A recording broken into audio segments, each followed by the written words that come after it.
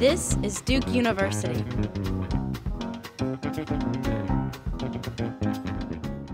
So everything went very well.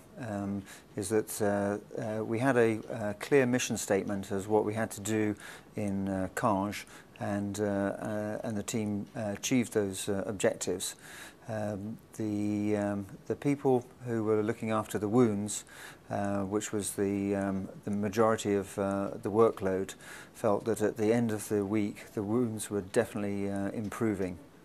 When we went down to Port-au-Prince, is that there's a lot more sort of immediate emergency type surgery to be done, and we coped with the emergencies that were given to us, but there's still a huge amount of work and effort to be done. Up in Caen is that the conditions were, as you say, third world, suboptimal, but we knew what to expect.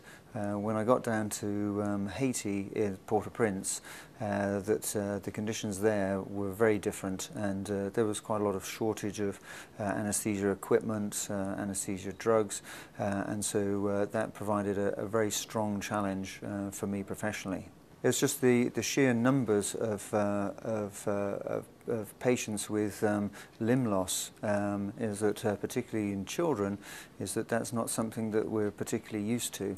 And so each day going around the ward in the church and having to do dressing changes with children who had lost either part of their arm or part of their leg, is that that for me was probably the most striking. The cases we saw up in Caen, which is where we were for the first half of the week, were a lot of fractured arms and legs from crush injuries and just from being in the earthquake. A lot of them had external fixators on, which is pins and rods holding the fractured bone in place. So there's a lot of wound care that goes with that, with the pins that are inserted into the skin, as well as a lot of times just the crush injuries have produced, wounds and big holes in these people's arms and legs. So a lot of wound care was done up in Caen, and then when some of us went down to Port-au-Prince in the week, there it was more of a broad spectrum. We did some triage just in the emergency department there at the hospital, so we saw everything from fevers and abdominal pain to a gunshot wound one night, and even then some people came in with fractured bones that had never been to a doctor from the earthquake. So it's 3 weeks out and they're just now making their way to a hospital to be treated for that injury. There was a little girl in the pediatric unit. She had fractured both her femurs, and she had a certain type of cast on her leg, and when we did an x-ray and re-examined it, we realized that we needed to put a different kind of cast on. It's called a spica cast, and it's really uncomfortable for pediatrics because it goes up to their top of their leg, and then there's a bar that goes across the knee and immobilizes both legs. And so we'd explained it to her and to her mother, but when she woke up out of the anesthesia, she was not happy to find herself in that. We'd made a Duke blue cast, but she was just a really sweet girl and sort of made an impression on a lot of us. She was very talkative and could communicate a lot, even with a language barrier. So we were able to help her, I think, and she's in a better position, and it was just sort of fun to see her progress, and she understood that that's what she needed, but she sort of captured our hearts. Walking up the steps and standing at the back of the church and seeing this entire church, all the chairs had been moved and the entire floor is covered with patients. That was just sometimes it's just, you don't usually say, the patient to the right of the altar, and you don't see many nurses stations that are set up over top of the organ.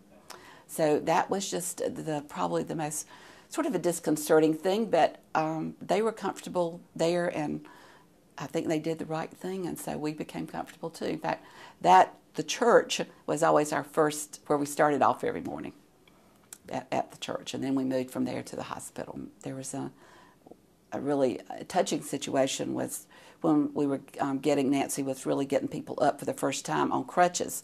They didn't have shoes, and usually we want them to be in a very sturdy shoe because you want that foot to be solid, but the best they had was a flip-flop.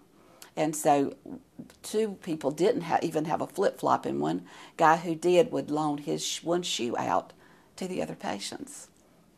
The remarkable thing about the entire group was that no matter how painful that the dressing change was, and we really went out of our way to reduce the discomfort, they would always just thank you. They had a very soft, melodical voice, and it was merci, merci.